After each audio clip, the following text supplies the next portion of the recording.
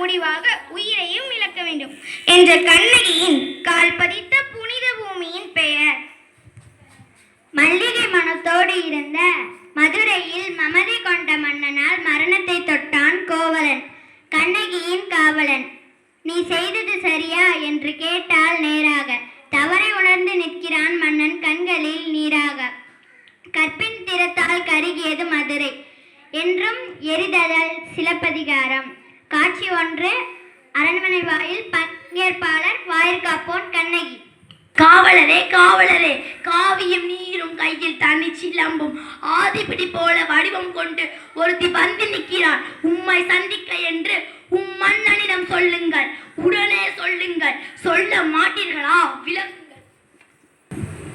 காட்சி 2, அரண்மனை. பங்கேற்பாளர் கண்ணகி, அரசன் அரசி, அமைச்சர்கள்.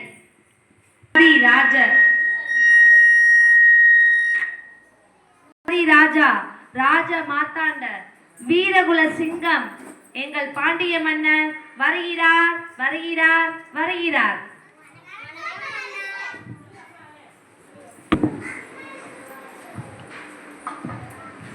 அரண்மனை காவலர்களையும் மீறி ஆவேச கோலத்திலே நுழைந்திருக்கும் நீ யார்? நீதி இலக்கணமாய் பெற்று பெருமை கொண்ட திருமாவளவன் கரிகாலன் சோழனது பூம்புகாரே எனது ஊர். அவ்வூரில் பெருமணிகன் மாசாத்து வன்னிமரனின் மருமகள். என் பெயர் கண்ணகி. உனது முறையீடு என்னவோ? நீதி வலுவா நெடுஞ்செழிய பாண்டியனை துணிந்து இகழ்ந்துரைக்க வந்திருக்கும் கண்ணகி. என்ன? உனது கொடுங்கோல் அளித்த அவசர தீர்ப்புக்கு ஆளாகி கொலையுண்ட கோவலன் மனைவி கண்ணகி நான் என்பதையும் அறிந்திடுக அரசே, அறிந்திடுக. ஓ, கோவலின் மனைவியானே, சிலம்பை தேடிய கைவனின் மனைவியானே. போதும், யாவரை நாக்க மன்னா நாகாக்க. யார் கல்வன்? என் கணவரா கல்வன்? இல்லை இல்லை. கையும் களவுமாக பிடிபட்டான் உன் கணவன். கைவனின் தமிழகத்தின் நீதி கொள்ளாமல் விடாதென்று உனக்கு தெரியும் அல்லவா? கொற்றவனே, குடைநிழலில் குஞ்சரம் மூப்பவனே, எண்ணிப்பார். கொடுக்கத்தில் விசாரிக்கக்கூடிய பழக்கை கோயில் மண்டபத்தோடு முடிவது ஏன்? சிந்தியுங்கள், நன்றாக சிந்தியுங்கள். குற்றம் சாட்டப்பட்டவர் மதிப்புகளுக்கு மதிப்பு தராமல் கொலைவாளின் மேலே அவ்வளவு அவசரமாக நடைபெறுவது ஏன்? இதற்கு பேரா நீதி, இதற்கு பேரா நேர்மை, இதற்கு பேரா நியாயம், இதற்கு பேரா அரசு, உனக்கு பேரா அறம் காக்கும் மன்னன். என்ன? அரசே, அமருங்கள். கண்ணகி, உன் கணவன் கையில் இருந்தது அரசு கோப்பெருந்தேவியின் சிலம்பே.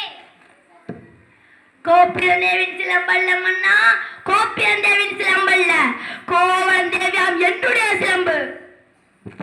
நம்ப முடியவில்லை என்னால். உன்னை யான் நம்ப சொல்கிறார்கள்? நீ யான் நம்புவதற்கு? உன்மேல் வழக்குரைக்க வந்தவள் நான், குற்றவாளி நீ. நான் குற்றவாளியா? ஆம், நீ குற்றவாளி. அதனால் தீர்ப்பளிக்கும் உரிமை உன் கையில் இல்லை. இதோ இருக்கிறார்கள் பெருநன்மை பெரியோர்கள். இவர்களே இப்பொழுது நீதிபதிகள். இவர்களே இப்ப கூறட்டும் நல்ல தீர்ப்பு. கோப்பிரந்தேவின் சிலம்பை கோவலன் திருநாள் என்பது குற்றச்சாட்டு. அதற்கு மரண தண்டனை. அது ஆராயாமல் அளித்த தீர்ப்பு. அதற்கு மன்னன் பொறுப்பு. இதுவே என் வழக்கு. வழக்கிற்கு என்னமா ஆதாரம்? ஆதாரம் இதோ இந்த சிலம்பு. இதை நினைச்சிலம்பை தான் என் மனவாளர் விற்க வந்த மகா பாவிகள் அவளை கொண்டு குவித்து விட்டார்கள். அப்படி என்றால் அரசு இணைந்திருக்கும் சிலம்பு? அதில் ஒன்று என்னுடைய சிலம்பு. அதற்கு என்ன ஆதாரம்? மதுரை பாண்டிய மன்னா, உன் மனைவி பழைய சிலம்பில் உள்ள பரல்கள் முத்துக்களா மாணிக்கங்களா? முத்துக்கள், அதுவும் கொற்கை முத்துக்கள். என்னுடைய சிலம்பிலே உள்ள மாணிக்க பரல்கள். அதையும் பார்ப்போம். தேவி படி கொடு. இதோ பார் முத்துக்கள். மாவட்ட சிலம்பு.